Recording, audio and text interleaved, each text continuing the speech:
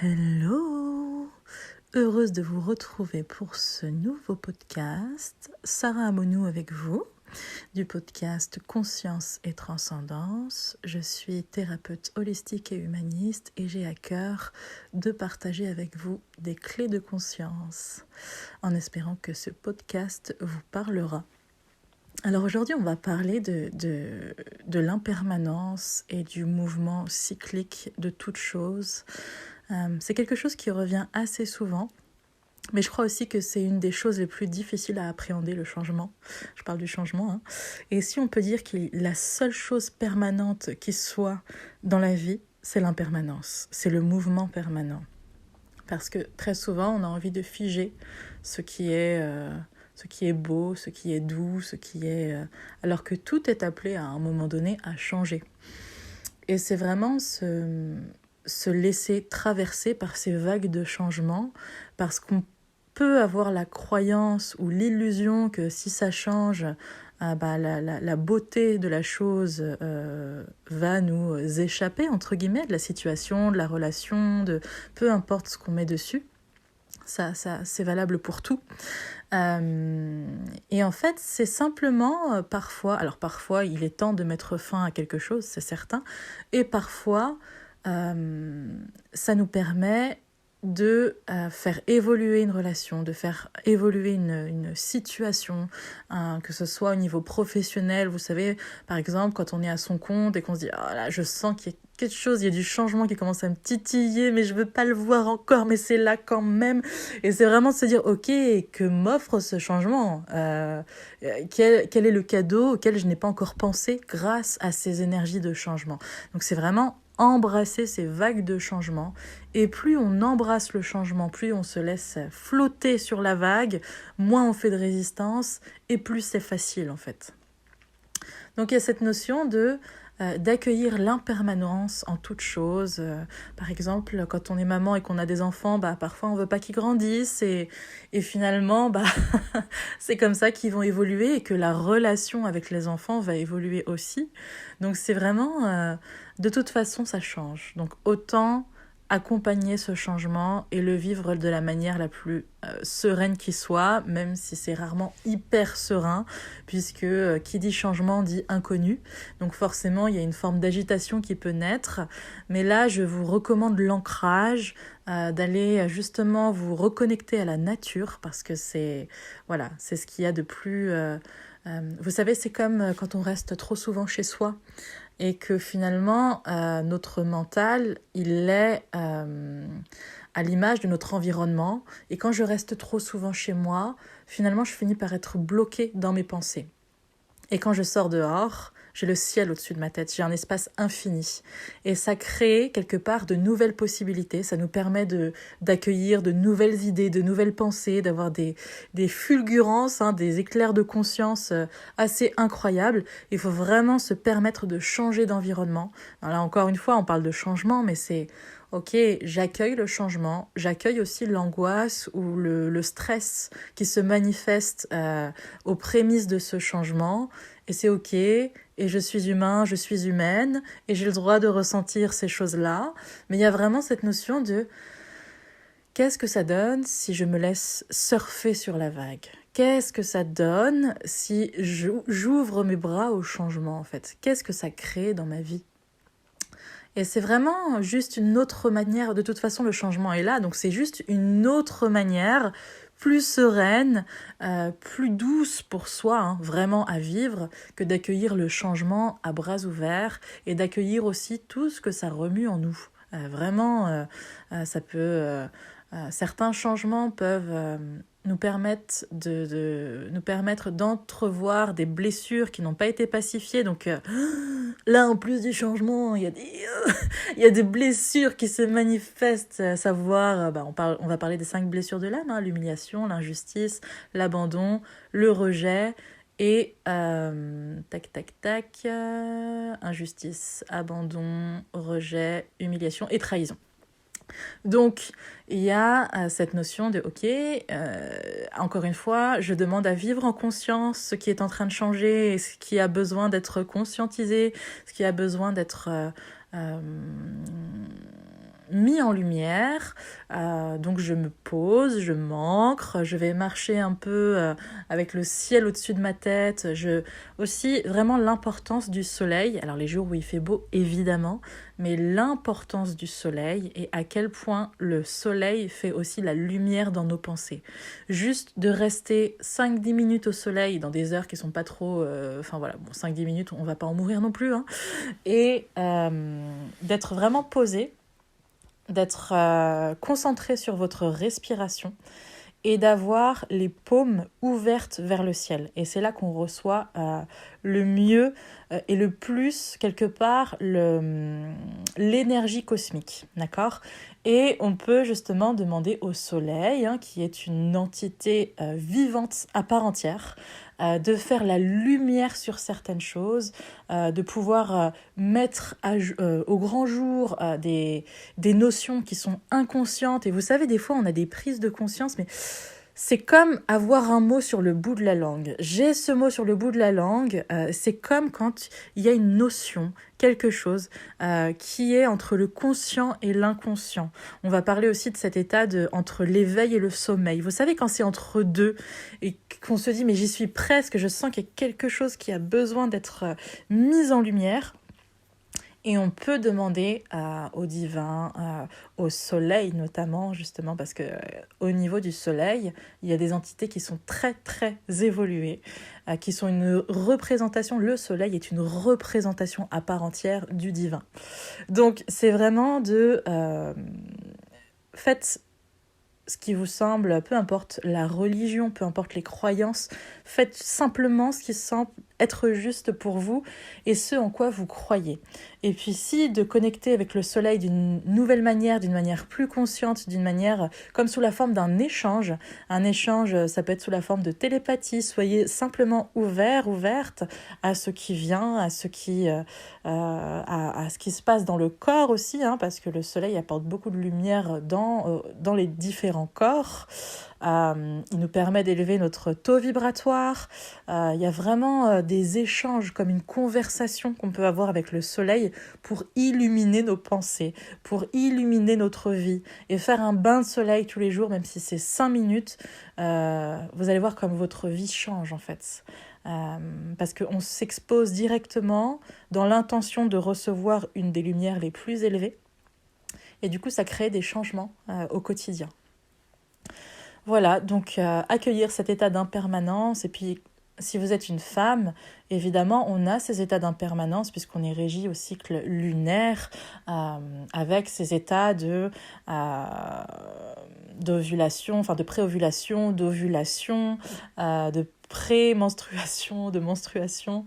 Et du coup, voilà, ces différentes phases d'ailleurs qui représentent un état à part entière. C'est normal qu'en étant dans certaines phases du cycle, on ressente telle ou telle chose.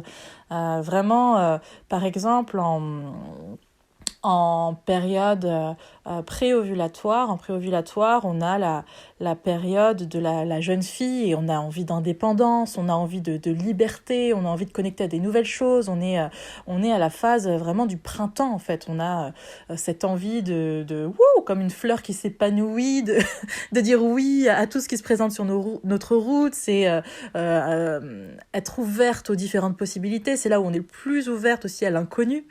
Ensuite, s'ensuit la phase ovulatoire qui représente la phase de la mère et donc qui représente l'été. Donc là, on est beaucoup plus dans une forme de je m'occupe de mon entourage proche, de ma famille, je suis beaucoup plus quelque part posée et j'accueille, si le moment est venu, les prémices de la vie. Voilà. Et c'est aussi la phase précédente, c'était beaucoup les possibilités. Et là, on ancre quelque chose. On enfante un projet. Ça peut marquer évidemment le début d'une grossesse. Mais c'est aussi, j'ai envie de vous dire aussi qu'il n'y a pas besoin d'être mère pour être femme. C'est deux choses qui sont bien différentes. C'est pas toujours ce que la société nous fait croire, mais c'est vraiment de vivre sa vie de femme en fonction de ce qui est juste pour soi et de faire la part des choses entre les attentes sociétales et familiales et ce qu'on vient réellement incarner avec notre plan d'âme qui va parfois bien à l'encontre de ce qui est attendu dans notre environnement, qui soit plus ou moins proche. Et puis s'ensuit la phase prémenstruelle qui correspond à l'enchanteresse où quelque part la relation avec tout ce qui est autour de nous, tout ce qui est subtil, on va dire, hein, la connexion au subtil, elle est beaucoup plus présente, on va canaliser beaucoup plus de choses, on va rêver, il va y avoir beaucoup de symboles dans nos rêves, beaucoup de messages, on va être beaucoup plus consciente de ces phases-là, justement, de connexion au tout, de connecter parfois aux défunts, aux esprits, aux dieux, aux déesses, aux divins, à la terre-mère, voilà, peu importe en qui vous croyez, en quoi vous croyez, il y a vraiment cette connexion au monde subtil, comme si le chakra ajna, le troisième œil, était amplifié. Il y a une amplification des ressentis subtils. Donc ça, c'est la phase prémenstruelle. Ensuite, dans la phase menstruelle, il y a ce qu'on appelle, donc évidemment la prémenstruelle, la phase de l'enchanteresse correspond à l'automne, puis la phase menstruelle correspond à la sorcière, c'est la phase qui correspond à l'hiver, et la sorcière, elle a besoin d'être dans sa grotte, il y a vraiment cette notion vous savez, dans beaucoup de peuples, dans beaucoup d'ethnies différentes, les femmes étaient isolées ensemble souvent pendant leur lune, leur période de lune. Et il y avait cette notion de transmission, il y avait cette notion... Alors évidemment, dans certains groupes ethniques, il y avait aussi cette notion que la femme allait, par exemple, diminuer le rendement à la chasse, allait faire tarir le lait des vaches ou ce genre de choses. Donc il y a plein de croyances erronées et d'espèces de croyances qui collent à la peau des femmes pendant leur période de lune, comme quoi elles sont impures, entre guillemets, hein, mais dans certains autres peuples, chez certains autres peuples, il y a cette notion de transmission, de rester ensemble, parce que c'est là qu'on apprend aux jeunes femmes qui ont leur lune également, c'est là qu'on leur transmet des secrets autour justement de la femme, de ses cycles, des plantes qui soignent, qui guérissent, la connexion avec la terre, la connexion subtile aux choses, à tout notre environnement, à apprendre à être en communion avec la terre, à être en alignement avec ses désirs de femme. Il y avait vraiment ces notions de transmission qui étaient très très précieuses. Voilà. Et donc c'était aussi rendre important et honorer cette période du cycle. Il fut un temps où je faisais des cercles de femmes et notamment avec une amie, on faisait des tentes rouges. Et les tentes rouges, la légende autour de ça, c'était que donc les cercles de femmes se faisaient dans des tentes rouges parce que les femmes avant se rejoignaient dans une tente dont les parois étaient un petit peu, vous savez, couleur lin, donc une couleur un peu crème naturelle, et étant assises au sol, le sang se déversait sur le sol, éteintait les parois de la tente qui devenaient rouges. Évidemment, on est dans une forme de légende, mais il y a vraiment une symbolique forte derrière de quelque part de célébrer ce cycle, alors que dans la société, c'est considéré aussi comme presque une maladie, quoi. Avoir ses règles, déjà ces règles, le côté est très, j'ai envie de dire angulaire. C'est assez, c'est assez rigide, hein, juste dans l'appellation. C'est pour ça que je préfère l'appellation d'avoir ces lunes. Je trouve que c'est beaucoup plus rond, beaucoup plus doux déjà à l'oreille. Et puis il y a vraiment cette corrélation avec les phases lunaires, hein, parce que le temps d'un cycle lunaire correspond à peu près au cycle menstruel de la femme. Donc il y a vraiment cette il y a cette notion il y a cette corrélation entre ces deux phases, ces deux cycles qui sont étroitement reliés, hein. De toute façon, la femme, tout ce qui est yin correspond justement à la lune, hein. C'est ce côté très yin, et le côté très yang va être le masculin qui correspond lui au soleil. Et puis tout en sachant que les deux polarités sont en nous, qu'on soit homme ou femme, hein. Donc il y a vraiment cette notion d'équilibrer aussi ces polarités. Voilà pour ce qui est du changement. Et pourquoi je dis ça aussi, c'est que les femmes, elles sont beaucoup plus préparées au changement parce qu'elles le vivent chaque mois en elles.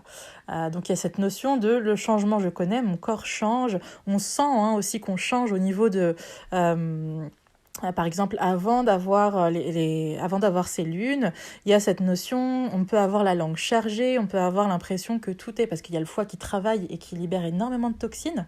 Il peut y avoir cette notion on gonfle, on se sent gonflé, on fait plus de rétention d'eau. Et c'est comme si, vous savez, on était arrivé, on peut faire quelque part la ressemblance avec la pleine lune. C'est comme si on était arrivé à une phase un peu terminale de notre cycle, qui fait que on est vraiment...